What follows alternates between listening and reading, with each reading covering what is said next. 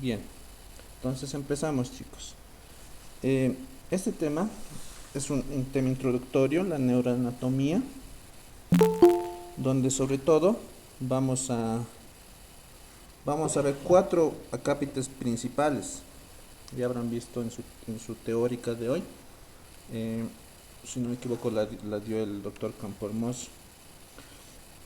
Eh, las cuatro cosas importantes que tienen que saber acá, primero es la anatomía en su estructura, conocer las neuronas y conocer la glía. Eso, en primer lugar. Luego, tienen que saber rápidamente, fisiológicamente, superficialmente, la conducción nerviosa y la sinapsis. La conducción y la sinapsis. Pero tienen que entender esas dos partes del tema, conducción y sinapsis, porque si no entienden eso, no les va a ir muy bien en neuro, en histología, y al año van a estar perdidos en fisiología igual, ¿ya? Y si bien no les dijeron, la materia de segundo año donde hay más reprobación, de segundo año, es en fisiología. Entonces tienen que volver a repasar todo lo del primer año. Por estas razones de que tienen que dar con todas las ganas posibles, tienen que estudiar los temas de primer año, ¿ya? Es base fundamental para el segundo. Y por último vamos a ver la parte de receptores, que es netamente memoria. Ahí sí no hay, solo he puesto las diapositivas para mencionar. No necesito mucha ayuda en esa parte. Bien, entonces, no sé cómo les hayan ido en sus prácticas. Se han dado cuenta que hay muchos docentes que les preguntan superficialmente, digamos, una ronda de el examen escrito, qué sé yo, o virtual, y después les van preguntando, diciéndoles que les expliquen algo. Entonces ustedes tienen que saber definir las diferentes partes del cuerpo que les vayan diciendo, lo que les digan. Entonces, para esto, ¿qué tal? Su docente es uno que les pregunta sobre definiciones. ¿Cómo pueden definir ustedes a una neurona y al sistema nervioso? Primero, el sistema nervioso, nada más, es el conjunto de estructuras anatómicas, obviamente anatómicas, que están funcionalmente continuas y que tienen la capacidad de responder a un estímulo. Con esto se dice todo. Ustedes dicen, no me voy a memorizar todo esto, pero es simple lógica. Es un conjunto de estructuras anatómicas, es decir, neuronas, nada más. Funcionalmente continuas, sinapsis, porque se están uniendo esas neuronas, que tienen capacidad de responder a estímulos. Los estímulos serían que la señal aferente, lo que tocamos caliente, lo que percibimos ciertas partes, etcétera. Y respondemos con nuestras fibras motoras, porque nosotros ordenamos a nuestro cuerpo a que responda. Entonces, en esta definición está todo. No me estoy entrando a la parte de historia, a la parte de bla bla bla bla bla, porque eso ya lo habrán visto un poco con en las teorías, en las teóricas. Y además que es netamente leer, y esa parte de historia, algunos docentes ni les van a preguntar porque no importa nada, pero a algún otro les preguntará, eso ya ustedes van a ir conociendo a sus docentes. Por ejemplo, este, los docentes más jovencitos, siempre me guío así, preguntan más estas cosas, sobre todo de la arena. Los que están rotando con el doctor Campo Hermoso, obviamente les va a preguntar de su libro. Y he puesto un par de diapositivas que son interesantes de las que he sacado de su libro, pero la mayoría es de la arena, ¿ya? Es el mejor. Bien, entonces la definición ya hecha. Ahora, vamos a ver la división del sistema nervioso central como tal. La división, primero, es que el sistema nervioso central se va a dividir según, esto no es del ARN, esta diapositiva es general. El sistema nervioso se divide en el sistema nervioso central, periférico y autónomo. Eso es una división. Ustedes, la que van a manejar es esta, la que está en el libro de ARN, y también en el de campo hermoso, que son los que les han indicado para este rote. El sistema nervioso se divide, como bien saben, en el sistema nervioso central y el periférico. El central, que constituye el cerebro, el encéfalo, la médula espinal, y el encéfalo se divide en tronco cerebral, cerebelo y cerebro. ¿Ya? El encéfalo son esos tres. Bien, el sistema nervioso periférico son los nervios. Aquí falta algo más, que son los ganglios. Nervios y ganglios. ¿Ya? Muy bien. Entonces, tenemos ya la división del sistema nervioso, pero esto es desde un punto de vista anatómico. Si vemos un cadáver, lo vamos a dividir en justo estas partes, porque podemos ver el cerebro, el tallo cerebral, el cerebelo, la médula. Entonces, todo eso es el sistema nervioso central. Y el sistema nervioso periférico igual podemos ver los nervios y los ganglios. Ya tienen que entender bien qué es un ganglio y su estructura, porque van a ver todo el tiempo ganglios nerviosos. Entonces, esto es una división anatómica. Ahora, si nos vamos a la parte funcional o fisiológica, el sistema nervioso se divide en dos: el sistema autónomo y sistema somático. ¿Ya? En el libro de Campo Hermoso van a ver que del sistema nervioso periférico, de ahí están saliendo las ramas para el autónomo y somático, ¿ya? Porque también es transmitido por estos nervios, ¿ya? Pero esto lo hago para que comprendan mejor. Esta parte anatómicamente se ve, por eso central y periférico, incluso es lógico, su propio nombre lo dice. Y viendo funcionalmente cómo funciona y lo que vamos a estudiar es el sistema nervioso autónomo y el somático. Somático, ¿qué quiere decir? Que recibe sensibilidad, sensitivo, y al mismo tiempo da respuesta, es decir, motor y sensitivo, es el somático. Y el autónomo, netamente de lo que no podemos controlar, el sistema nervioso simpático y el parasimpático, esos no podemos controlarlos. Bien, ahora vamos a ver primero que tampoco vamos a ver la parte de embriología, porque eso es igual tedioso, pueden leer, y es pura memoria. ¿Ya? Entonces, ustedes ya saben que viene del neuroblasto, una célula, se va diferenciando poco a poco en las demás. Las que nos interesa y que vamos a ver todo el tiempo, para toda la carrera igual, son estos tres tipos de células, principalmente, porque hay más: las de Purkinje, las de Betz, las piramidales, etcétera, etcétera. Estas tres principales son la unipolar, la bipolar, la multipolar. ¿Qué es lo importante de acá? Lo que tienen que acordarse: ¿en qué órganos se encuentran? Para que se acuerden siempre y no se olviden, en todo el sistema nervioso central están las células multipolares, porque el sistema nervioso central es el importante, es el jefe, ¿no ve? Que el cerebro y la médula espinal son la clave de todo el funcionamiento. Entonces, las multipolares tienen múltiples dendritas, entonces son importantes, por eso están en todo el sistema nervioso central. ¿Dónde es la excepción? Uno, por ejemplo, las bipolares están en la retina, en el órgano coclear, en el ganglio coclear, ganglio vestibular y en el epitelio olfatorio. ¿Qué nos está hablando de esto? Primero, la vista, el olfato, vestíbulo y cóclea son el sentido del oído y del equilibrio. Entonces nos están dando tres sentidos: vista, olfato y oído. Esos tres sentidos, en esos tres órganos que son los sentidos, en sus nervios, están células bipolares, para no olvidarse, bipolares. Nada más, no hay otra bipolar que esté en otro lado, solo está en este lugar. Lo demás es multipolares, sistema nervioso central. ¿Dónde hay otra excepción? Las unipolares. ¿Dónde están las unipolares? En los ganglios craneales y espinales.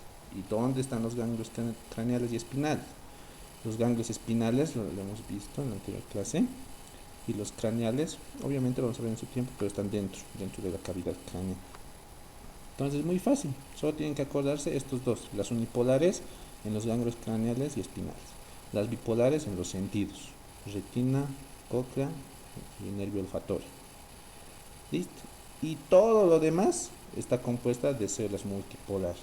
Y estas multipolares ya se dividen en Purkinje y resto. ¿Ya? Entonces, hasta esa parte está muy claro y fácil, ¿no? ¿Qué otra división más hay? Esta es una división, si se dan cuenta, anatómica, ¿no ve? Porque estamos viendo la forma de la neurona según sus partes.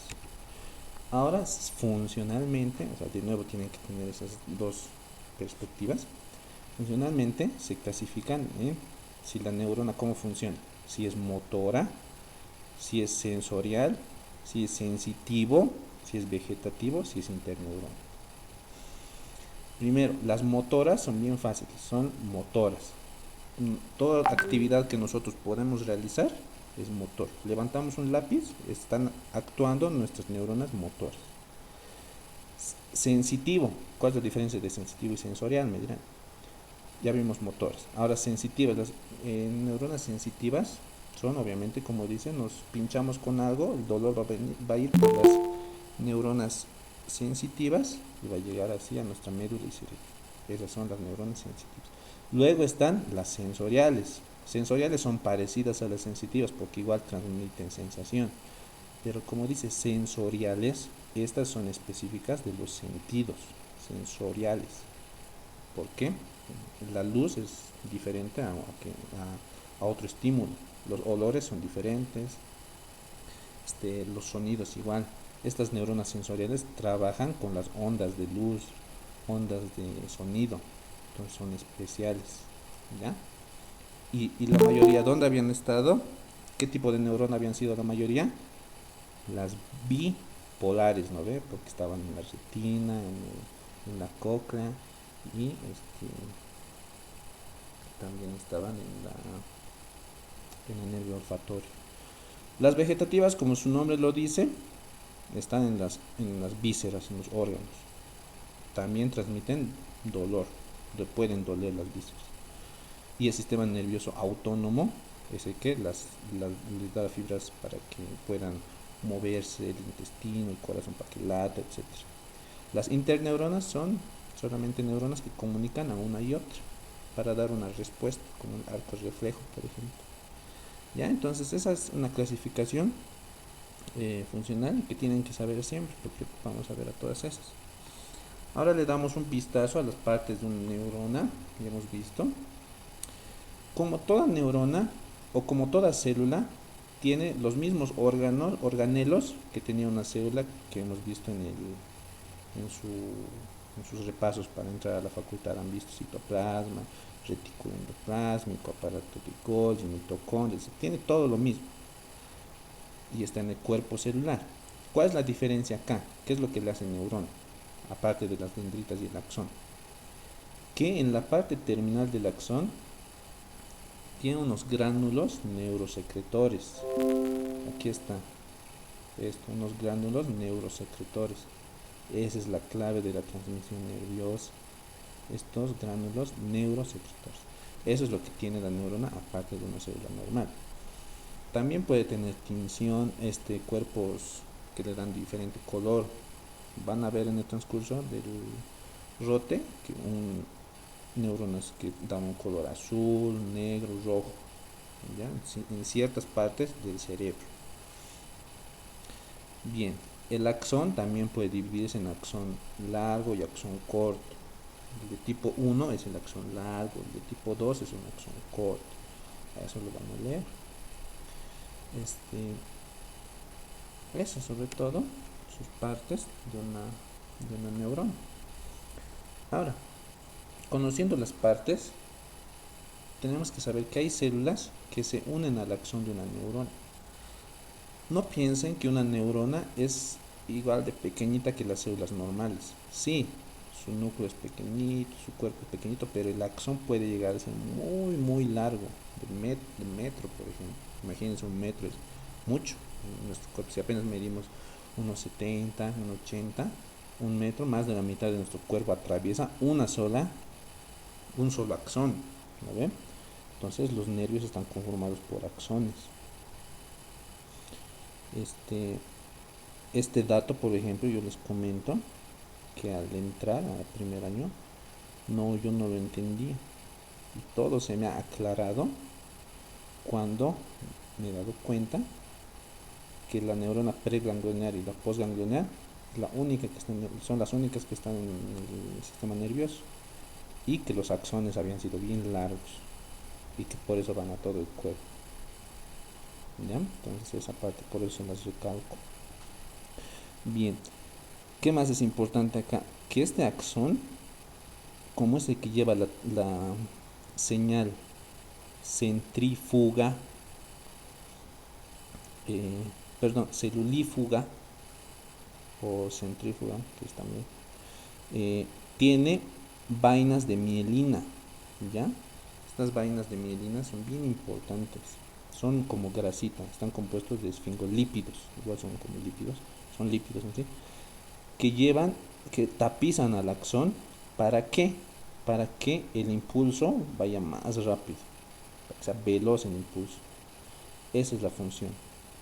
Porque para proteger a la neurona están las demás células, las células de la glía. Ellos la protegen, la nutren, etcétera, etcétera. La mielina netamente es para la transmisión. Para que el impulso sea rápido, actúa la mielina. Y ustedes me dirán, ¿de dónde sale la mielina? La mielina sobre todo la dan dos células de la glía, los oligodendrocitos y las células de Schwann. Entonces tengo que saber dónde hay oligodendrocitos y dónde hay células de Schwann, que ahorita vamos a ver. Entonces esta ya sería una parte completa ya de una neurona con la mielina.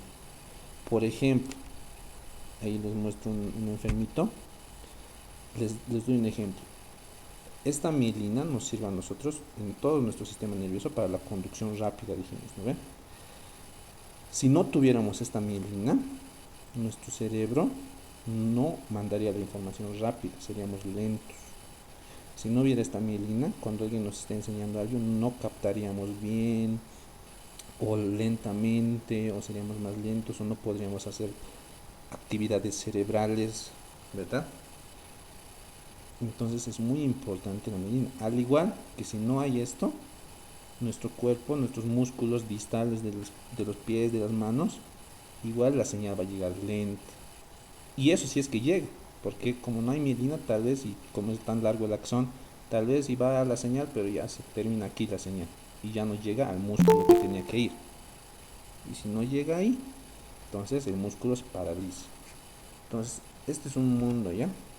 Y cuando ya vean patologías, ya en segundo o tercer año, bien, van a ver que cuando no hay mielina, se llaman enfermedades desmielinizantes, y es cuando las personas terminan así, postrados en sillas de rueda, porque la señal ya no llega a sus músculos y ya no pueden moverlos.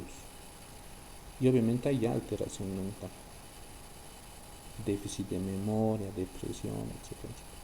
Eso les comento, ¿no? Para que vean la importancia de la mielina y por qué, o sea, es algo que pueden preguntarles, ¿no? Y por qué hacen tanto énfasis en este tema. Igual hay fibras de tipo A, B y C que vamos a ver más ahorita. Bien, ya tenemos eso ya claro. Ahora vamos a ver los tipos de fibras nerviosas, los tipos. Este cuadrito lo saqué del libro de Campo Hermoso, que esta parte sí me gusta, que se clasifican en 4 tipos de fibras. Estas fibras que serían axones, ¿no ve? O dendritas. Fibras sin mielina ni vaina de Schwann. Perdón. Si no hay mielina y no hay vaina de Schwann, pues esa fibra casi no sirve, ¿no ve? Porque sin mielina y sin vaina de Schwann, ¿para qué? Entonces están desnudas y que existen solo en el desarrollo embrionario. O sea, nosotros ya no hay estas. De nosotros tiene que tener o mielina o vaina de Schwann. Hay veces tiene mielina y vaina de Schwann. También hay fibras sin mielina, pero con vaina de Schwann. ¿Dónde están estas fibras y cómo se llaman? Pregunta de examen. Son las fibras de Remack. ¿Ya? Las fibras de Remack. Si bien en sus prácticas tal vez pueden ser más leves con ustedes, tienen que tener todas estas cosas que les digo de preguntas de examen, ¿sí? Anotarlas o subrayarlas para su parcial, sobre todo, ¿ya? Porque han visto, supongo que en las prácticas es más participativo. No sé si les tomarán exámenes. Es la primera vez que hay una anatomía virtual. Así que tienen que estar nomás preparados para todo. Entonces, estas fibras de REMAC habían sido las que no tienen mielina, pero tienen vaina de Schwann. ¿Y dónde están? En los nervios vegetativos, en las vísceras. ¿Ya? Entonces, estas vísceras no habían tenido mielina. Pero sí, una vaina de Schwann, que es parecida. También están las fibras mielinizadas, pero sin vaina de Schwann, al revés de esta.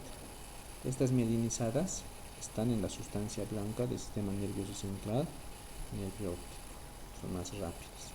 Y las mielinizadas y con vaina de mielina, o sea, las más rápidas de todo, las mielinizadas y con vaina de Schwann, son las que están en los nervios periféricos, de que les hablaba, los nervios de afuera, los que nos llevan la información y los nervios a los que nosotros le decimos que llevan la información motora, siendo las más típicas y las más perfeccionadas, como les digo. Bien, entonces esa clasificación ténganla en cuenta, por algo es que la puse, entonces tienen que estudiar. ¿Qué más? Hay motoneuronas alfa y motoneuronas gamma. Esta parte es difícil de entender, tengo que leer 2 o 3 veces en el libro. Las alfa son las que son motoneuronas, ambas, primero que nada. Entonces, motores, que no se nos olvide, nada de sensitivo, sensorial, nada, motor. Inerva las fibras musculares esqueléticas, las alfa, y son responsables de la actividad muscular para el movimiento. Lo que estábamos viendo, ¿no ven? Alzar un lápiz, agarrar un vaso, lo que sea. Motoneuronas alfa, esas son las que actúan. ¿Y cuáles serían las otras motoneuronas? Porque lógicamente pensaríamos que solo funcionarían así como las alfa. Las gamma inervan la parte muscular de los usos neuromusculares. Esta parte es la clave de aquí. Estas motoneuronas alfa inervan a los músculos esqueléticos, a ellos los mueven. En cambio, las motoneuronas gamma inervan los usos neuromusculares y son responsables de la regulación del tono muscular. ¿Ya? Esa parte sí es importante. Y ahora vamos a ver qué es el uso muscular. El uso muscular es un receptor, ¿ya? Un receptor propioceptivo. Entonces, para ver estos receptores y lo demás, tenemos que conocer otra clasificación de tipos de fibras nerviosas, pero facilito, y no vamos a indagar mucho en esto. Por lógica sabemos que hay fibras que vienen y fibras que van. Las que vienen son las que nos transmiten la información, dolor, tacto, presión, lo que sea, y las eferentes son las que nosotros mandamos desde nuestra médula o desde nuestro cerebro, se manda la información. Aferente, que ustedes lo abrazan, se van a acordar así, aferente, ustedes lo abrazan, ponen sus manos como abrazándose, eso es aferente, que está llegando a ustedes hacia el sistema nervioso central, de afuera hacia adentro. Y las fibras eferentes dice que efiere, y ahí sus manos pónganlo como sacando hacia afuera, efiere, ¿ya? Eso. Entonces las fibras aferentes pueden ser somáticas o viscerales. Las viscerales es súper fácil, solo son fibras que vienen de las vísceras, transmiten dolor sobre todo. ¿Listo? Las somáticas se dividen en dos, en exteroceptivas y propioceptivas. Las exteroceptivas, como su nombre dice, no se me da mucho lío. Exteroceptivas del exterior. ¿Y qué hay en el exterior? Nuestra piel. Entonces van a estar sobre todo en la piel, las exteroceptivas, y van a detectar tacto, presión, temperatura, dolor. Las propioceptivas, si estas eran afuera, las propioceptivas serán pues dentro. ¿Dentro de qué? En nuestros músculos, sobre todo en nuestras articulaciones. Y esto se divide en conscientes e inconscientes. Después van a tener que memorizar esto. Ahora, por lo pronto, no, solo para que se den cuenta de esto. Aunque en los siguientes temas van a ver harto de fibras propioceptivas conscientes e inconscientes.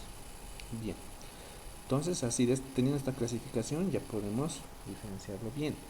Las eferentes, las que nosotros mandamos, igual a las vísceras obviamente, ya sea al músculo liso, al músculo cardíaco, glándulas, y las somáticas, que son motoras, al músculo esquelético. ¿Ya? Está fácil. Muy bien. Entonces ya tenemos el tipo de fibras nerviosas, ya conocemos una neurona, su axón, todo eso. Tenemos que ver la parte de los ganglios. ¿Los ganglios pertenecen al sistema nervioso central o periférico? ¿Alguien me puede decir? Periférico. Bien, Periférico. exacto. Pertenecen al sistema nervioso periférico.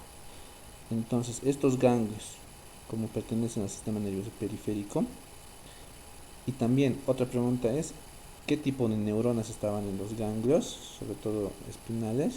Estaban las unipolares, ¿no? Entonces, ¿qué son estos ganglios? Nada más son cuerpos neuronales.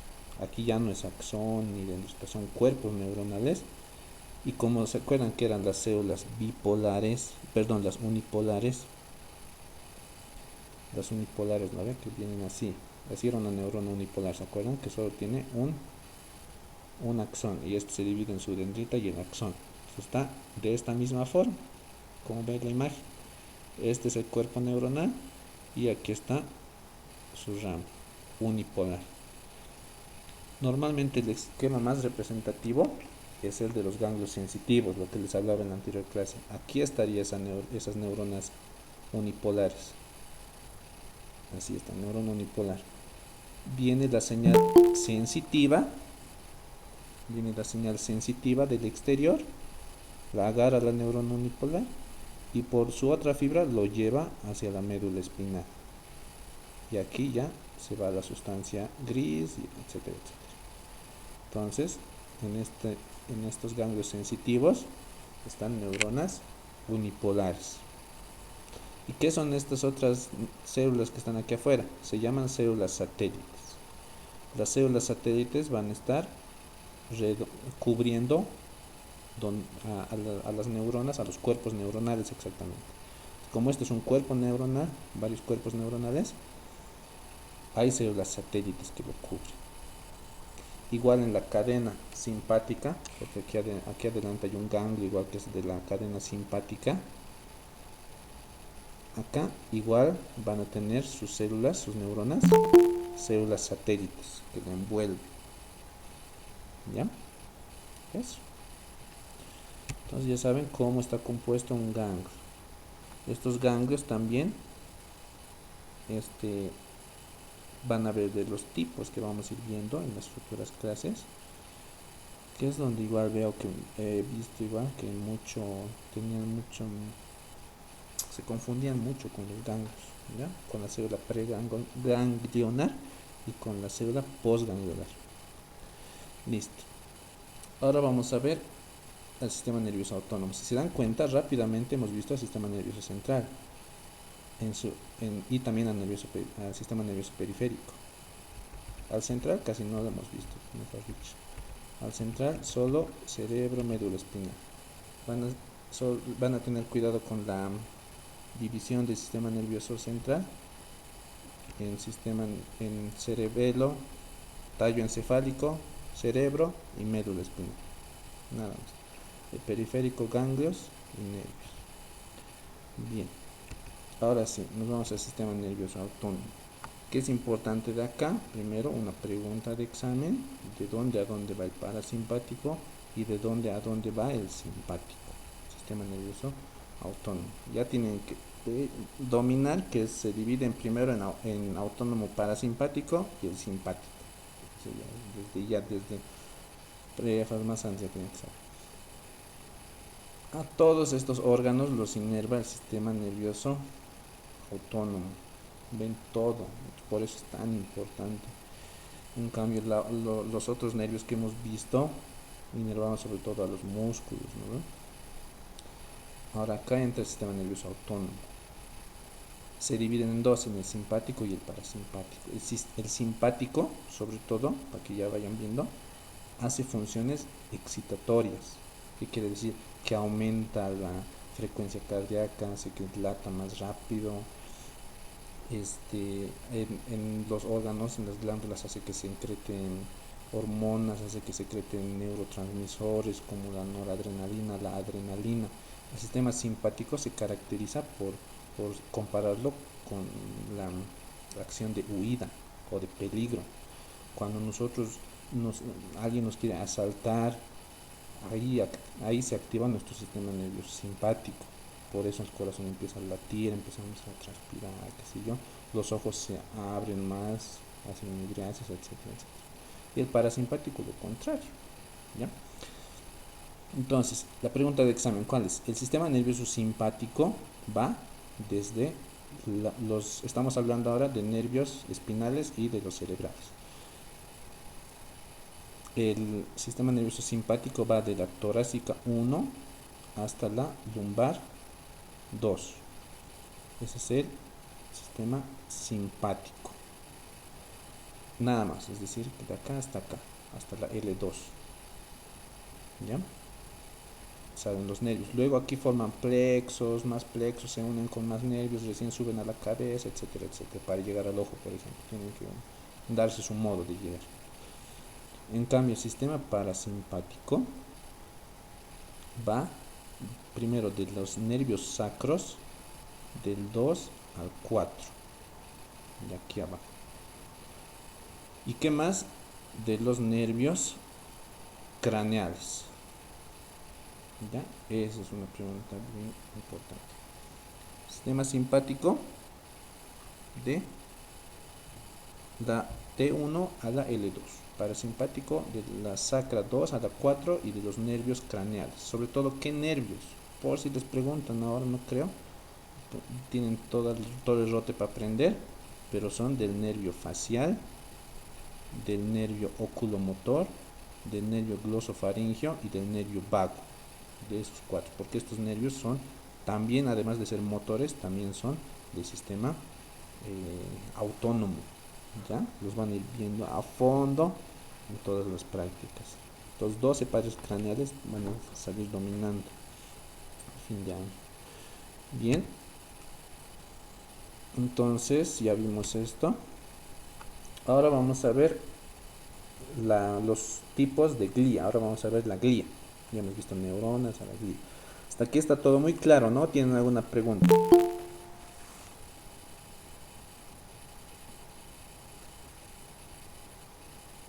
Bien, entonces continuamos. La neuroglía vamos a dividirla en dos partes primero. En las que están en el sistema nervioso central y las que están en el sistema nervioso periférico. ¿Ya? Las que están en el sistema nervioso periférico solo son dos. Las células satélite, las que les hablaba hace rato. Estas. Y también las células de Schwann. ¿Se acuerdan? Hemos visto, ¿no ve? Que las células de Schwann, cuando están sin mielina en las vísceras, sus fibras neuronales eran las de Meckel, ¿no ve? Muy bien. En el sistema nervioso central tenemos, las de Remak. Meckel, las de Remak eran en donde estaban en las vísceras. Sistema nervioso central. ¿Cuáles son las glía que están en este sistema? Los que conocemos, los que han visto antes de entrar a la facultad: oligodendrocitos, astrocitos, microglía y células ependimales. Facilísimo. La microglía son los policías, son las células que, si es que llega alguna bacteria o algún desecho o algo, esta se la come. Las de la microglía son derivadas de ¿quién? De los macrófagos.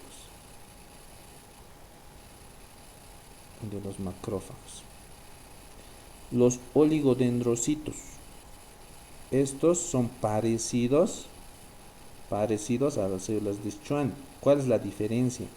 Que las células de Schwann están en el sistema nervioso periférico. En cambio, los oligodendrocitos están en el sistema nervioso central. ¿Ya? Esa es la diferencia. Porque ambos daban mielina, ¿no ves? ¿Se acuerdan? Ambos daban mielina. En el sistema nervioso central, los oligodendrocitos. En el periférico, las células de Schwann. ¿Ya? Claro, concepto claro. ¿Qué más? Los astrocitos se dividían en dos. en protoplasmáticos, en fibrosos, ¿verdad? Las células ependimarias son las que van a secretar líquido cefalorraquídeo. Líquido cefalorraquídeo. ¿Y dónde va este líquido cefalorraquídeo? En los ventrículos y el conducto espinal. En el epéndimo exactamente. Ventrículos no se van a imaginar corazón. Ventrículos del cerebro. Dentro del el cerebro no es solo masa, como la mayoría piensa. Dentro del cerebro hay una cavidad que se llama ventrículos. Y en esa cavidad hay líquido cefalorraquídeo. Si ese líquido cefalorraquídeo sube, aumenta la presión intracraneal, el paciente muere. ¿Ya? Entonces es bien importante. Bien, los astrocitos se dividen en dos. En los fibrosos y en los citoplasmáticos. O protoplasmáticos también llamados. De acá, ¿qué es lo importante? Que los fibrosos van a estar en la sustancia blanca, los citoplasmáticos en la sustancia gris. Eso nunca tienen que olvidarse. En los oligodendrocitos también hay citoplasmáticos y hay unos fasciculares, perdón. Los fasciculares en la sustancia blanca y los citoplasmáticos, al igual que los astrocitos, en la sustancia gris. Citoplasmático para la sustancia gris. Bien. Vimos también la función de las células satélite, están en los ganglios. Las células de Schwann, como los oligodendrocitos, cubren de mielina, son muy importantes. La microglía fagocitaba, es nuestro policía. Las células ependimarias, líquido cefalorraquídeo. Ya sabemos qué hace cada célula de la glía, ya sabemos su función. ¿Qué onda con los astrocitos? ¿Qué es lo que hacen estos? Como están viendo, este es un astrocito y acá está una neurona. ¿Y esto qué es? Es el capilar sanguíneo. Entonces el astrocito se encarga de ser un interfaz entre la neurona y el capilar sanguíneo. No es como en el cuerpo, en el hígado, en el riñón, donde está la célula y ahí a su ladito está la microcirculación y de la sangre directamente pasa a la célula, o su desecho de la célula a la sangre y luego se va. No, porque este sistema nervioso central o sistema nervioso periférico, cualquiera, si le pasa algo, sobre todo a la central, si le pasa algo, no hay jefes, no hay quien mande, y estos mueren, nosotros chao. Entonces necesita ya no un espacio pequeñito como en otras células, necesitan toda una célula llamada astrocito para que ésta recién le lleve la nutrición a la neurona de los capilares. Entonces es más complicado. Entonces este astrocito es más selectivo, es como otra membrana celular que tuviera para nutrirla a la neurona. Esa es la función de los astrocitos. Protección, intercambio nutricional, también es parte de la barrera hematoencefálica. Tenemos una barrera hematoencefálica, así como en las mujeres embarazadas tienen una barrera que es la placenta, que no deja que pasen sustancias de la madre al bebé, aunque eso en realidad no es debatible. Nosotros tenemos una barrera que es la hematoencefálica, donde están los astrocitos. ¿Ya? Es muy importante esto. Muy bien. Entonces así se ve, lleno de células, neuronas, los oligodendrocitos. Esta es una neurona, ¿no ven? La neurona, también me olvidaba decirles que en las partes distales de las dendritas tienen unas protuberancias que se llaman espículas. Ya en las partes distales de la neurona hay las espículas. Espículas o gémulas también se llaman. Y al igual que estas espículas o gémulas, al final del axón, cuando termine el axón, da unas prolongaciones que se llaman botones sinápticos, que ahorita los vamos a ver. Y mientras está alargándose todo el axón, por sus costaditos, igual salen parecido a dendritas, fibras que se llaman telodendritas. ¿Ya? Telodendritas. Bien, entonces fácil, la histogénesis. Sabemos bien que todo el sistema nervioso se deriva en un embrión del tubo neural y cresta neural. Bueno, tal vez todavía no han visto ese embrión, pero está en su libro de Campo Hermoso. Tubo neural y cresta neural. Del tubo neural las células neuroepiteliales. Y de aquí deriva todo, el neuroblasto, la glía, todo. Hablando de las células neuronales. De la cresta neural, las ependimarias, las de Schwann, las satélites, las que cubren. ¿Qué es aquí lo importante que se acuerden? Probable pregunta de examen, con los parciales sobre todo. Que la microglía, que es parte de la glía, ¿no? Parte del sistema nervioso central, esa no se divide del ectodermo, se divide del mesodermo. La microglía se deriva del mesodermo. ¿Por qué? Porque esta microglía antes era un macrófago, y el macrófago es un leucocito, y el leucocito está en la sangre. Entonces, por eso deriva del mesodermo, la microglía. En cambio, todo el sistema nervioso, sabemos, igual en su examen para entrar a la facultad estaba, que todo el sistema nervioso se proviene de el ectodermo, ¿verdad? Ectodermo. Bien, entonces esas cositas lo tienen en claro. Entonces esa parte es un poco aburrida, solo hemos visto las partes de una neurona, etcétera, etcétera. Normalmente donde tropiezan más es en la conducción y en la sinapsis. Bien, de forma rápida. Ya hemos visto las partes de una neurona y la glía y la mielina, que es muy importante. Ahora, ¿cómo hace la neurona? Ustedes se preguntarán, ¿cómo hace la neurona para llegar a otra neurona? ¿Y cómo hace para que el músculo se mueva y le haga caso? No es magia. Hay algo que pasa en ese entonces. Eso se da primero por la conducción nerviosa y luego por la sinapsis. Es muy importante. La conducción nerviosa. Primero, ya conocen la membrana celular, ya la han estudiado bien. Entonces, la membrana celular de la neurona normalmente tiene compuestos iones. Ion es un elemento que tiene una carga, ya sea positiva o negativa.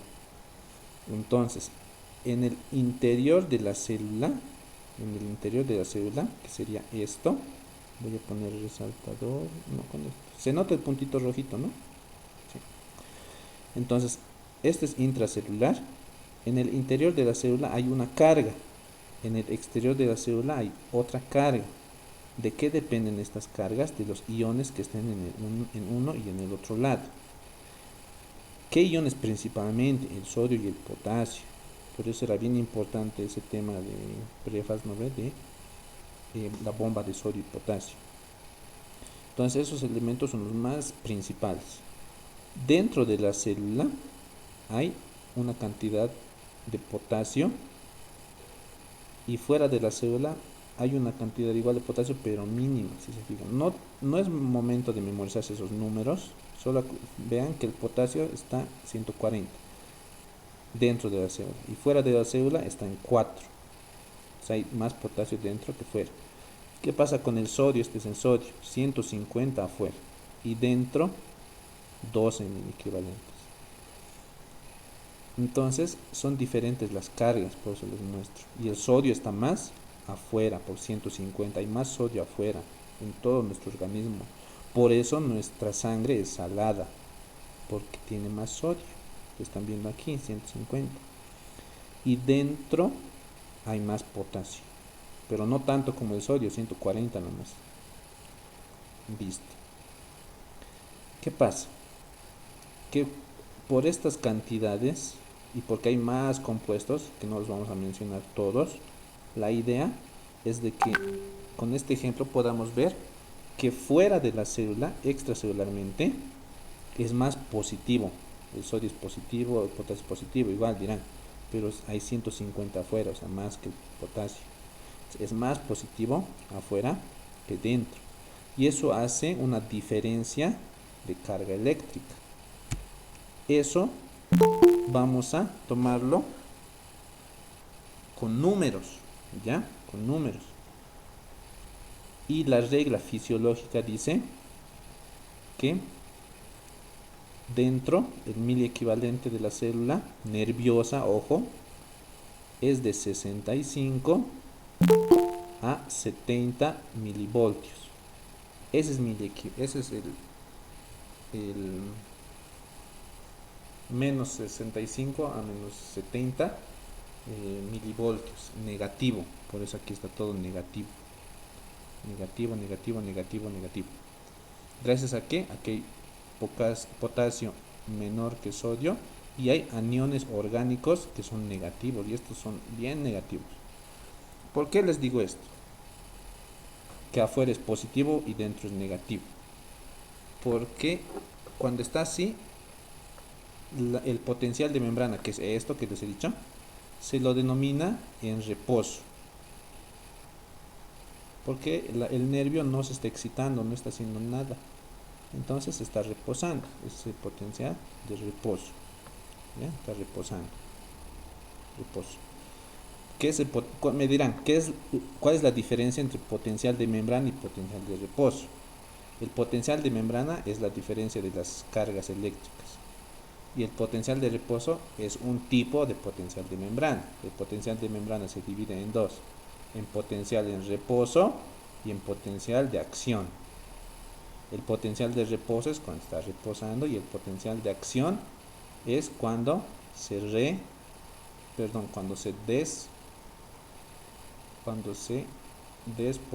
despolariza.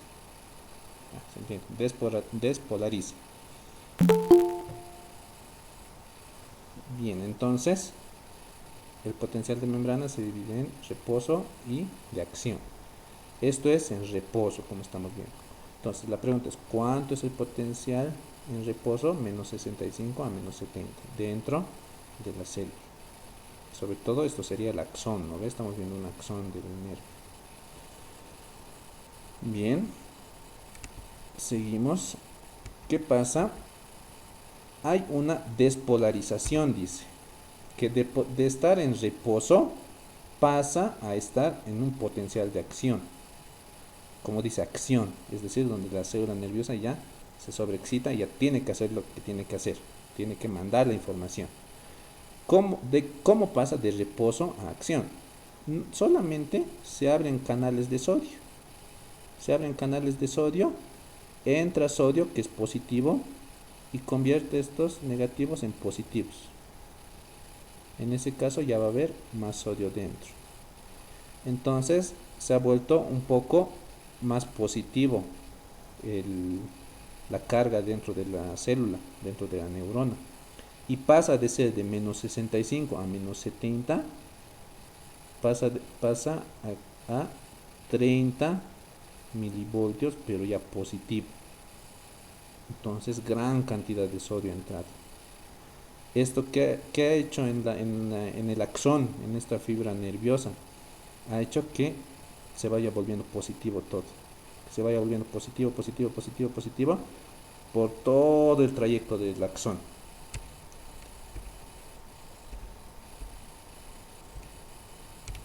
Entonces ya pasa esto. Esto ya es una despolarización. De lo que estaba bien polarizado, bonito, ya se ha despolarizado. Y la señal va en un solo sentido. Luego que se despolariza, tiene que volver a repolarizarse. Ya se repolariza. Tiene que volver a como estaba. Todito negativo y todito positivo. Negativo adentro y positivo afuera. ¿Cómo hace eso? De nuevo se abre otro canal, pero ya sale de aquí potasio. Sale potasio. Todo lo que era positivo ya se vuelve negativo otra vez. Ya se ha repolarizado. Ya ha vuelto a ser 65 a 70. Entonces, para la despolarización entra sodio y hace que esto se vuelva 30 milivoltios y empiece el potencial de acción. Para repolarizarse sale potasio porque es positivo el potasio y ya hace más positivo aquí afuera, esto ya lo hace negativo y vuelve a su estado de reposo. ¿Ya? Listo. Como estamos viendo acá. Esto para despolarización y esto para la repolarización, la salida de potasio. ¿Qué más? Entonces esa parte es súper fácil. Esa señal, esa despolarización viaja pues por todo el axón. Viaja por todo el axón. Algo más que me olvidaba. Que como ha entrado sodio y está saliendo potasio, aquí va a quedar mucho potasio y aquí mucho sodio. Por las bombas de sodio-potasio que hemos visto que han visto en su examen de Prefas, por las bombas de sodio-potasio vuelve a la normalidad otra vez. ¿Ya? Nada más. Sale sodio, salen 3 sodios, entran 2 potasios, lo que sale. La idea es que me entiendan esa parte de despolarización, repolarización. Entonces, una vez que se ha despolarizado, este es el axón, ¿no ve? Aquí ha entrado sodio y ha salido potasio, como están viendo, para repolarizarse. Para despolarizarse entra el sodio. Va por todo el axón, está ocurriendo esto. Primero ha ocurrido acá y está yendo la señal con mi puntito rojo. Está yendo, se está despolarizando, pero ya se ha acabado y aquí puede terminar. Y no llega la señal al final. Ahí entran las vainas de mielina y los nodos de Rambier. ¿Por qué? Porque esta vaina de mielina cubre al axón y solo deja pequeños espacios. Y estos espacios se llamaban nodos de Rambier. ¿Y para qué sirven estos pequeños espacios? Para que en estos espacios vuelva a entrar sodio. O sea que se está despolarizando aquí, pero aquí ya se está volviendo a despolarizar. Está yendo el impulso, aquí ya se está despolarizando y así. Entonces la señal es saltatoria. No espera a que le llegue la señal de aquí atrás, aquí adelante. No le espera al de atrás, sino directamente ya hace su despolarización. Está yendo y este otro no le espera a este y ya hace su despolarización. Entonces por eso es saltatorio. Y la señal va más rápido. Entonces de ahí la importancia de la mielina y los nodos de Rampier. Entonces seguimos, sigue yendo el impulso de la acción y llega al final a los botones sinápticos del axón, que es la parte terminal, ¿no ven? Y en los botones sinápticos termina el impulso. Todo lo que hemos visto de conducción nerviosa termina en los botones sinápticos. ¿Y qué pasa ahí? La sinapsis, que es el tema, lo siguiente que vamos a ver. Ya, entonces de esa parte está bien entendido. Y por acá, este es el axón. Llegó el impulso. Este impulso de que ya hay más positivo adentro, más positivo. ¿Qué pasa? Llega ese impulso y hace que se abran canales de calcio. Canales de calcio. Esto hace que entre calcio. Entra calcio y esto hace que las vesículas neurosecretoras se liberen del botón sináptico. Se liberen y boten estas sustancias que están viendo, que son los neurotransmisores. Nada más. Entonces el calcio entra y se liberan las vesículas neurosecretoras. Esas vesículas de las que les hablaba cuando hemos visto axón, ¿verdad? Bien, entonces eso ya vamos a ver cómo pasa todo esto en la sinapsis. Entonces tienen que haberme entendido bien lo de la conducción nerviosa que estaba. Solo hay que explicarlo nada más. Algo que tienen que memorizar, sí, que está en el libro y que van a verlo siempre, es los tipos de fibras nerviosas. Ya sabemos que una fibra es un conjunto de axones que tienen mielina o que no pueden tener mielina, dependiendo qué tipo de fibra sea. Las de tipo A, ¿qué es lo importante de acá? Que se acuerden que las de tipo C son amielínicas, 1, el resto todas son mielínicas. Las de tipo A, los grosores no se hagan mucho lío, solo recuerden que mientras más grueso es el nervio, o la fibra, perdón, la velocidad va a ser más rápida. ¿Por qué? Porque hay más axones, es más rápido. Y mientras tenga mielina, va a ser rápido igual, porque da un impulso saltatorio. ¿Entre quiénes? Entre los nodos de Ramsey. Estos sí pueden memorizarse. Los de tipo A pueden llegar a 120 metros por segundo. Pues imagínense, es una velocidad tremenda, 120 metros por segundo. Los de tipo B, que ya son más delgados que estos otros. Mientras más delgado, más lenta la señal. De 3 a 15 metros por segundo. En su libro dice de 5 a 15 metros por segundo. Y las de tipo C puede ser de 0,5 a 1 metro por segundo, o menor a 2 metros por segundo. Ya eso está en sus libros, tienen que memorizar, ¿ya?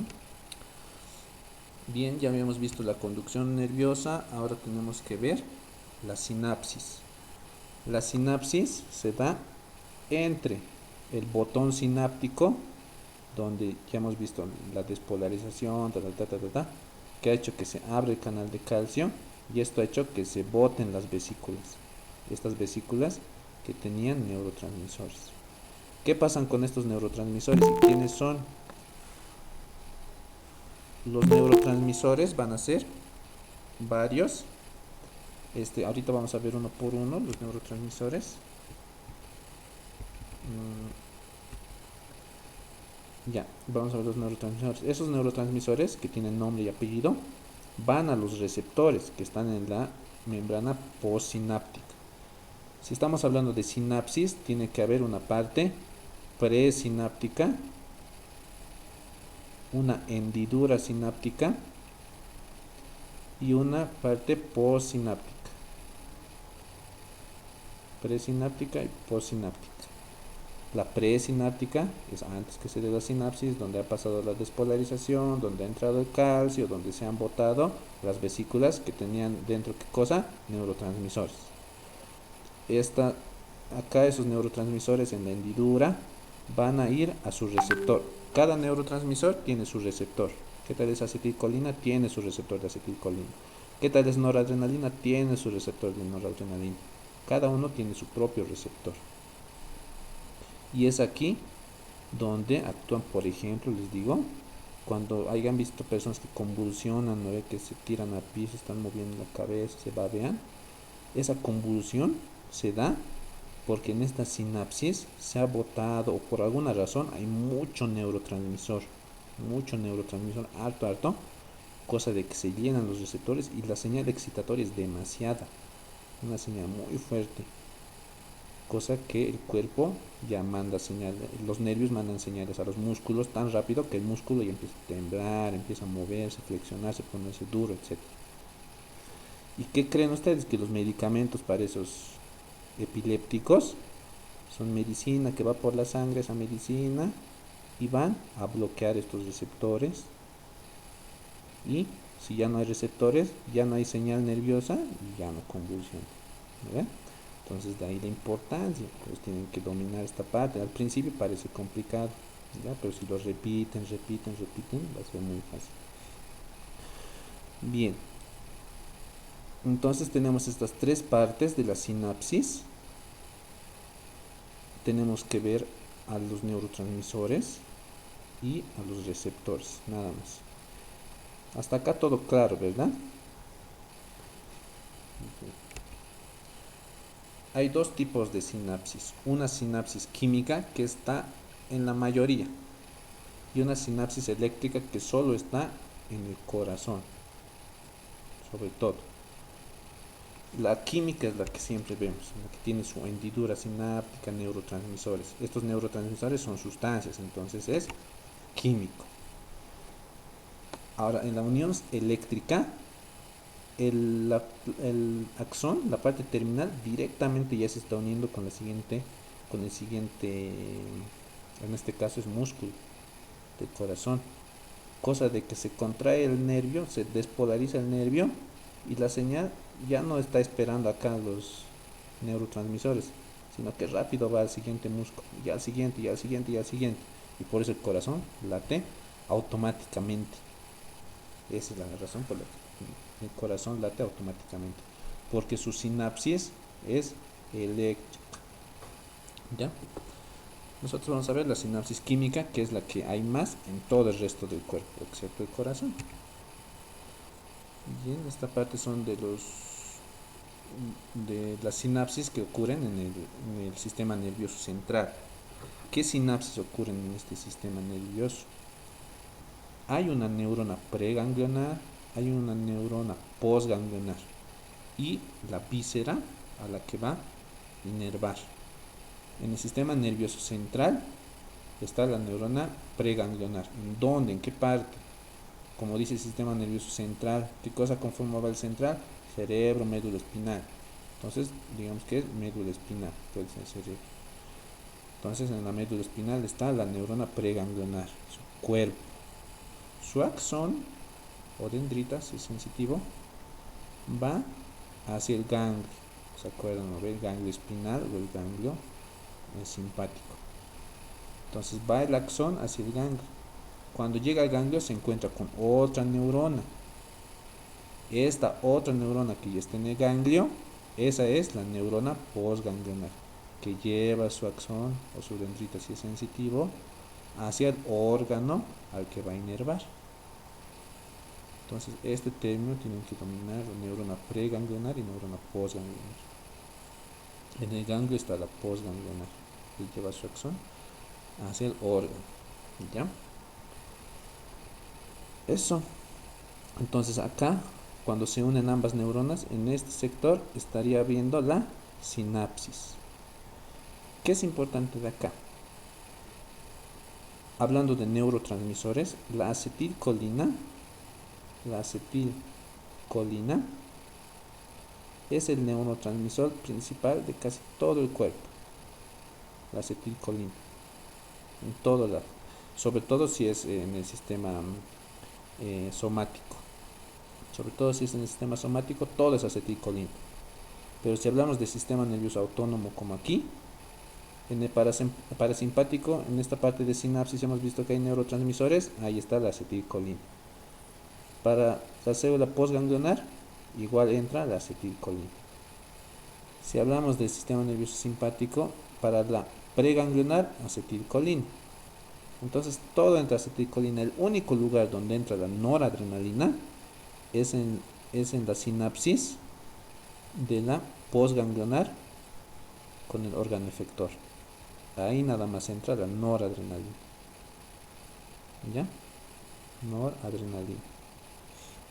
En cambio, en todo el resto es acetilcolina, ¿ya? Que no se confunda. Hay tipos de sinapsis, esto lo vamos a ver rápido, en el que se une el axón con el cuerpo, axón con cuerpo. Hay otra sinapsis de axón, digamos que aquí está el axón y aquí está la dendrita. Axón con dendrita. También está la sinapsis axoaxónica. Esta es una célula, aquí está su axón y este es otro axón. Ya se han unido dos axones. Solo tienen que memorizar. Bien, entonces la zona activa, por si acaso, es la parte del botón sináptico donde está el canal de calcio, para que entre calcio y se libere la vesícula con neurotransmisores. Esa es la zona activa. Y la zona activa de la neurona postsináptica sería donde están los receptores.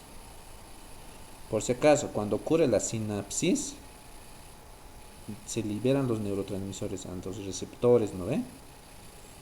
Esos receptores, ¿qué hacen? ¿Para qué? O sea, ¿para qué viene esa acetilcolina, noradrenalina, qué sé yo, cualquier neurotransmisión? Se une al receptor, ¿para qué? Para que este receptor mande la señal y acá, en esta neurona, en esta otra neurona o músculo, ya se abre el canal de sodio, porque esta es otra neurona, ya no es la misma, ¿no? Se abre el canal de sodio y entra sodio. Y al igual que esta se ha despolarizado, esta igual se va a despolarizar y va a enviar la misma señal que ha tenido esta. De nuevo la conducción nerviosa se va a dar. Muy bien. Esos neurotransmisores van a ser eliminados igual del cuerpo. Esto igual es para memoria nomás. ¿Cómo se eliminan esos neurotransmisores? Por difusión, es decir, que se rompen o algo. Recaptación, la misma neurona se la vuelve a meter ahí a su neurotransmisor. O degradación, hay una enzima, la acetilcolinesterasa, que la degrada a la acetilcolina. Entonces esos tres mecanismos: difusión, recaptación, degradación enzimática, para eliminar al neurotransmisor. Porque si es que se queda ahí, se acumula de neurotransmisor, ¿qué va a pasar? El paciente puede convulsionar. Mucho neurotransmisor, sobreexcitabilidad, el paciente convulsiona. O problemas peores en el corazón, arritmia, muchas cosas que puede dar. No es el tema. Entonces es importante que se degrade. ¿Cuáles son los neurotransmisores principales? Los neurotransmisores principales son la acetilcolina, 1. Luego están las aminas. Voy a pintar las aminas. Estas son aminas, ¿ya? La acetilcolina es una colina. Las aminas son noradrenalina, dopamina, serotonina. Aquí falta la histamina, sobre todo. También están otros neurotransmisores que son el glutamato, GABA, glicina, que son aminoácidos. ¿Ya? Entonces, tres grupitos: acetilcolina, las aminas y los aminoácidos. Noradrenalina, dopamina, glutamato, GABA, glicina. La acetilcolina y la noradrenalina eran las principales para este tema que estamos viendo, ¿no ves? Sobre todo la acetilcolina. Estos los van a ver ya después. Entonces, tenemos esta parte. De nuevo estamos viendo otra sinapsis. Ya hemos visto aquí arriba que había una sinapsis entre la neurona preganglionar con la postganglionar. Ya se han unido. Luego se ha vuelto a despolarizar la postganglionar gracias al neurotransmisor. La señal ha ido por esa neurona despolarizada, aquí está positivo. Ha vuelto a abrir los canales de calcio, pero esto ya es de esta neurona, de la postganglionar. Entra calcio, se liberan neurotransmisores. Y acá ya hay otra vez sinapsis. Nuevamente está ocurriendo la sinapsis, pero ya no es de neurona con neurona. Acá ya hay una sinapsis de la neurona con el músculo, porque al final la neurona ha hecho todo para llegar al músculo, ¿no? Para hacer su función, ya sea inhibir, ya sea recibir información o mandar información, motora o sensitiva. Entonces esta parte, cuando está neurona con neurona, es sinapsis nada más, ¿no? Cuando hay neurona con músculo, esta parte es unidad motora. ¿Ya? Pregunta de examen: ¿qué es la unidad motora? La unidad motora nada más es la terminación nerviosa axónica o botón axónico uniéndose con la placa terminal, es decir, con la membrana postsináptica del músculo. Es decir, es solamente una sinapsis entre la neurona y el músculo. Esa es la unidad motora, pero en su parte terminal, donde está el botón axónico, botón sináptico con el músculo. Este músculo tiene pliegues, etcétera, y dentro del músculo ya están los receptores. Esos receptores ya hacen que el músculo se contraiga. Recién podemos mover nuestro músculo y hacer la función que queríamos hacer. Ya, esta parte también es la parte terminal del músculo, o esta parte que hace la sinapsis del músculo se llama placa terminal. Bien, estamos viendo lo mismo, la sinapsis con el músculo. La acetilcolina es la que entra acá, la acetilcolinesterasa es la que la destruye, la acetilcolina. Cuando hay problemas con esa acetilcolina, con el neurotransmisor, o cuando los receptores no está así bonito, ¿no ve? El músculo, si no está así, ya no hay casi espacio, ya no hay receptores. Entonces no hay quien capte la acetilcolina. Y si no hay quien capte la acetilcolina, no hay sinapsis bien, no hay una buena sinapsis.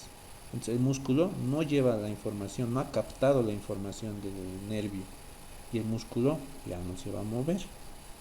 Y eso es un ejemplo de la miastenia gravis. Y muchas más enfermedades, y es toda una especialidad la neurología.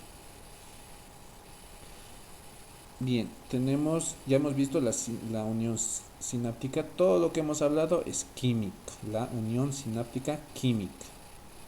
¿Ya? ¿Por qué? Porque están neurotransmisores y los neurotransmisores son algo químico. La unión sináptica eléctrica, vuelvo a repetir, en el corazón. Nada más. Y eso es para otro tema.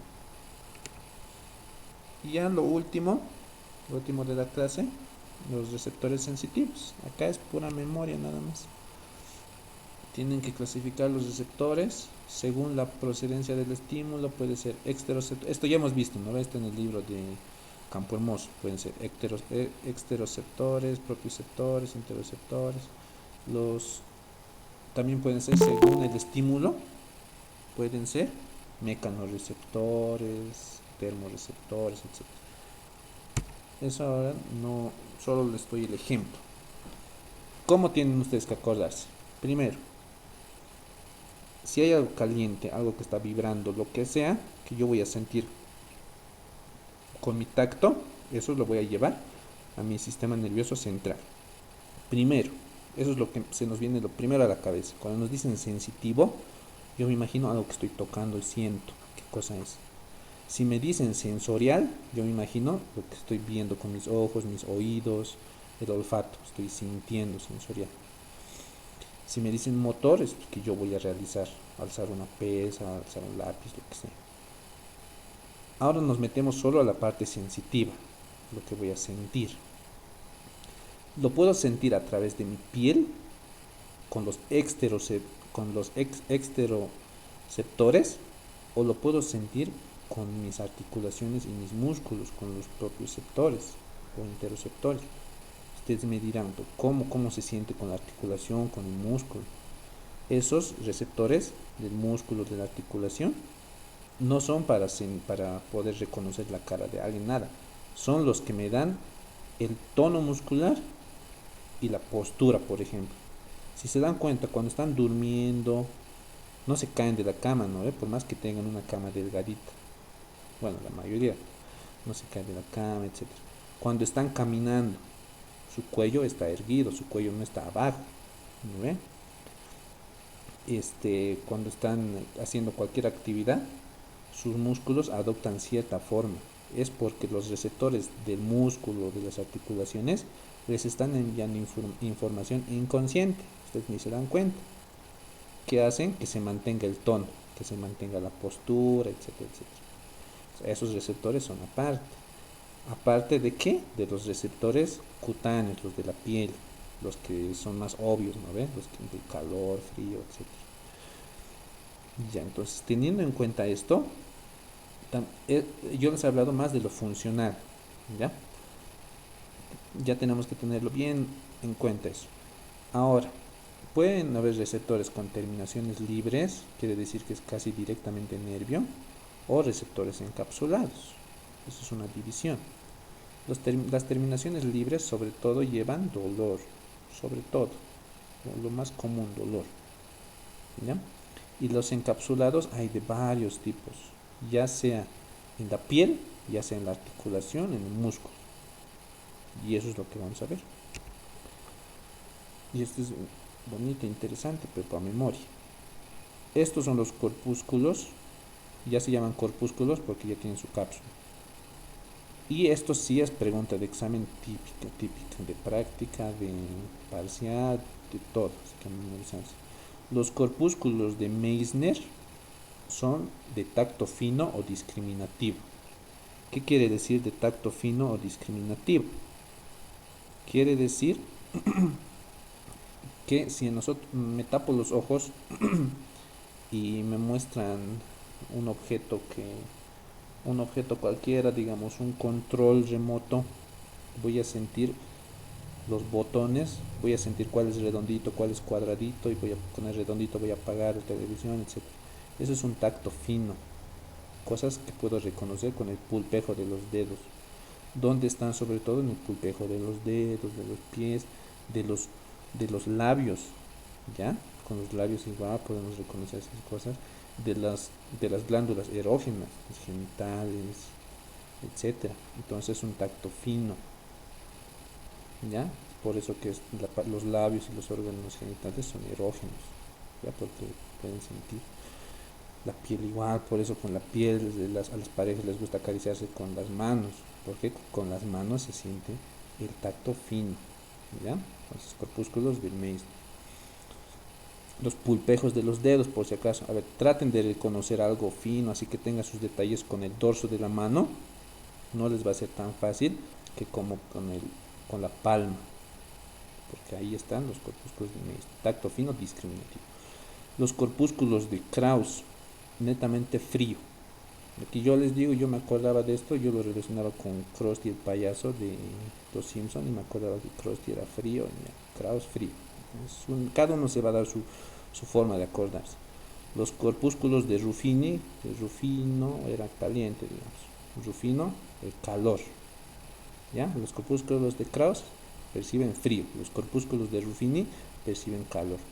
Los corpúsculos de Batter-Pasini perciben presiones fuertes y vibración. Los de Golgi-Mazzoni, presiones poco intensas. Entonces el mnemotécnico, para que se acuerden, el mnemotécnico es me pagó ruc. Me de Meissner, pa de Pasini, Batter-Pasini, go de Golgi-Mazzoni, ru de Ruffini y k de Krauss. ¿Ya? Entonces el mnemotécnico les puede ayudar. Muy bien, ahora los receptores articulares. Estos son los de la piel sobre todo, ¿no ven? Los articulares netamente para las articulaciones, y estos nos ayudan más sobre todo, son parecidos a los de Golgi. Nos ayuda más sobre todo para el dolor. No se haga mucho lío con los articulares, sobre todo dolor nada más. Me duele las rodillas, doctor, me duele el codo, etcétera, ¿no ven? Entonces es posible que sí le duele las rodillas. En esta parte, y es la parte final del tema, es donde igual he visto mucho déficit, que es los receptores musculares y funcionales de control muscular. En esta parte, como les decía hace rato, el músculo como tal tiene receptor, que es esta cosita. No se imaginaría, ¿no?, que el músculo había tenido su receptor, pensaría que solo es carne. Al comer un asado nos estamos comiendo el receptor del músculo más de la vaca. Entonces este receptor se dividen en dos, sobre todo en usos musculares y el otro que se llama órganos tendinosos de Golgi. Usos musculares y órganos tendinosos de Golgi. Los usos musculares son un poco larguitos y están en el espesor del músculo. Y el órgano tendinoso de Golgi está sobre todo cerca del tendón, casi en el tendón siempre. Primera diferencia. Luego, los usos musculares son bien complejos, van a verlo en su libro. Tienen fibras intrafusales, tienen motoras, sensitivas, y cada una se divide, hay fibras nucleares en cadena, globosas, etcétera, etcétera. La idea, no es que les repita lo que pueden leer, la idea de acá es que entiendan que todas estas fibras, ¿para qué funciona el uso muscular? Para que cuando el músculo se está relajando, activa este uso muscular, envía la señal aferente por este nerviosito, envía la señal aferente de que el músculo se está relajando. Esta señal aferente viaja a la médula espinal y de la médula espinal se activa la célula motora alfa y esa vuelve al músculo y hace que éste se flexione. Como se estaba relajando el músculo, hace que éste se flexione. Al mismo tiempo en la médula espinal pasa algo que no solo llega a la motoneurona alfa, sino que también por interneuronas hace que por otro nerviosito se llegue al músculo antagonista para que se relaje. Imaginemos que, y esto lo vamos a ver acá. Aquí está el uso muscular. Lleva la información a la médula espinal. La médula espinal dice, el músculo se está relajando. Entonces le mandaré un estímulo con mi motora alfa. Con mi motoneurona alfa le mandaré un estímulo. ¿Para qué? Para que la fibra muscular se contraiga, como están viendo, flexión, se contraiga de nuevo. Porque no puede estar así nomás, pues, relajado demasiado, como los muertos, ¿no ve? O como cuando uno está desmayado. Tiene que tener cierto tono por si acaso, es eso que le hace que sea, que no se caiga rápido, digamos. Nosotros cuando nos dormimos no estamos totalmente flácidos, porque si no nos caeríamos cualquier cosa. Hay cierto tono muscular que hace que no nos caigamos de la cama, por ejemplo, inconscientemente. Ese tono muscular está dado por este mecanismo. Al mismo tiempo, para que funcione esta flexión, la médula espinal, por interneurona, como dice aquí, lleva información a otra motora alfa para que el músculo antagonista, el que hace lo contrario, se relaje. Si este se relaja, el agonista se flexiona, ¿no ve? Y mantiene el tono. No necesariamente flexionarse fuerte, sino mantener el tono. Es decir, que no esté totalmente relajado. Al mismo tiempo, si es que se relaja este uso muscular, igual va a llevar información a las células motoneuronas gamma. Y estas llevan de nuevo la información al uso muscular, pero esto ya para regular todo esto, todo este movimiento. Más regulador es la gamma, ¿ya? Sobre todo esta partecita tienen que saberla ya del uso muscular. ¿Para qué al final? Porque les van a preguntar para qué sirve el uso muscular, para controlar el tono, la postura, sobre todo. Tono, postura, el uso muscular. Sus partes, que la van a ver en su libro. Ojo, tienen que, antes de sus teóricas, tienen que darle una leída al tema, aunque superficial. Luego, teórica. Luego, las ayudas que puedan, como las que yo les doy. Luego, volver a leer el tema. Si pueden hacerse resúmenes, etcétera, etcétera. Si hacen eso, van a probar con las mejores notas de anatomía. Y al año pueden ser auxiliares. Y les van a pagar por eso. Eso, y por último, las órganos tendinosos de Golgi, que hacen lo contrario. Están en el tendón y se van a inervar. Se extiende ¿cómo se llama? El órgano tendinoso de Golgi se va a distender, se va a alargar. Lleva una señal igual a la médula espinal. Y esta hace que se relaje, lo contrario del otro. Netamente lo contrario del uso muscular. Este está haciendo la flexión del músculo, lleva la información al órgano tendinoso de Golgi y lleva la información a la médula espinal, y la médula espinal le dice que se relaje. Entonces lo contrario del uso muscular. Nada más. Ya, entonces con esto terminamos. Muchas gracias. Si tienen alguna pregunta, me la dicen ahora, sobre todo, para que les pueda responder ya, o si quieren la escriben en el grupo.